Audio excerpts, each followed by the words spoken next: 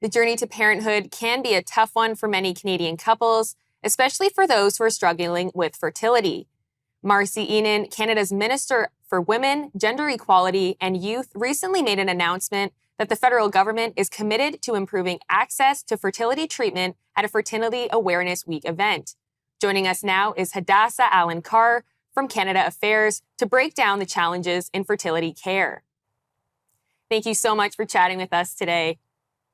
Great for being here. Thank you. Can you explain just how many Canadians struggle with fertility? Yes, so infertility is defined as not being able to get pregnant after 1 year of having unprotected sex. And about 1 in 6 Canadians struggle with infertility. This is according to studies cited by the Society of Canadian Fertility and Andrology Society. And this figure, 1 in 6, has also been cited by the World Health Organization. So infertility is a global issue that affects many people in their quest to have a family. And right now, where are the major gaps for Canadians who are looking to get fertility treatment? Well, one of the major gaps at the moment is affording fertility treatment.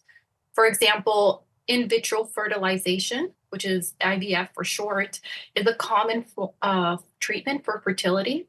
It involves having eggs fertilized in a lab, and this turns the egg into an embryo, and that embryo is surgically transferred into a uterus. And this procedure can cost $10,000 to $20,000, and many have to pay extra expenses like travel, accommodation, medication to afford it. And also, many have to do multiple rounds of IVF to have a successful pregnancy.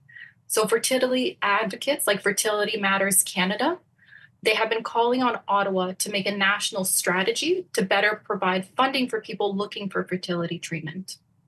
And in regards to the minister's announcement, what do we know about the specifics right now, and what exactly are fertility advocates pushing for? So Minister Marcy Enan really surprised the crowd at an event during Fertility Awareness Week in April with her announcement. And she said that Ottawa will commit to accomplishing some strategies to help Canadians access fertility treatment before the next federal election.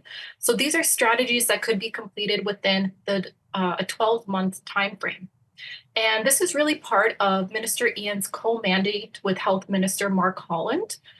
This includes making sure that all Canadians have reproductive and sexual health information available online, as well as access to health services that include IVF. And you mentioned, sorry to cut you off. Sorry, carry on. Well, I spoke to Carolyn Dubé, and she's the executive director at Fertility Matters Canada. And she said the organization is currently working on drafting ideas on what some of these strategies could be. She says the strategies that they're coming up with that they plan on presenting to the Minister Ean and others, they focus on potentially helping families recoup the cost or helping them to access experts and clinics. But this is really at the development phase right now. Right. And you mentioned IVS, and how much of that role is on the decline on the national birth rate involving the conversation about IVF funding? Well, the short answer is a lot. And Canada, like many developed countries, has seen a falling birth rate. StatCan reported that in 2022, the birth rate was 1.33 per woman, which is our lowest on record.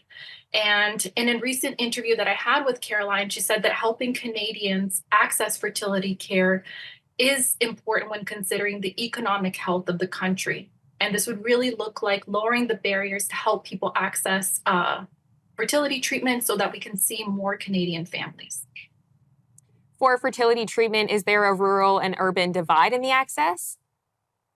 Yes, there really is. It can cost significantly more if you're living in a rural setting to access the treatment, especially because you have to travel. A lot of these fertility clinics, they're in urban centers. So they're in Toronto, they're in Vancouver, they're in Ottawa, they're in major cities. So if you live in a rural area, you're going to have to buy the airplane ticket, going to have to find a hotel, and that can really add to expenses.